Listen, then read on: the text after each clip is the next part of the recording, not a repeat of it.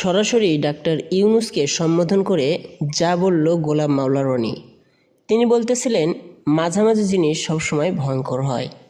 Doctor Mohammad ইউনূসের যে সময়কাল, এটি অনেকটা বেহেশত ও দোজখের মাঝামাঝি অবস্থানে আছে বলে মন্তব্য করেছেন সাবেক সংসদ সদস্য গোলাম মাওলা রনি।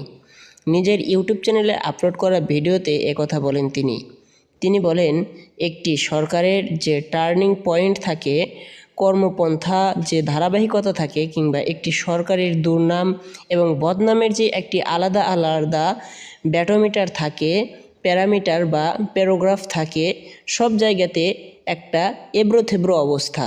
অর্থাৎ ধরুন, আপনি একটা রেল লাইন যেটা সমান্তরালভাবে বইতে থাকে, কিন্তু প্রচণ্ড রোদে এবং অন্য কোনো তাপে রেল লাইন যখন ফাঁকা হয়ে যায়, তখন সেই পথ চলাকালীন মাঝে ট্রেন এবং ট্রেনের যাত্রী সবার জন্য মৃত্যুকূপ হয়ে দাঁড়ায়।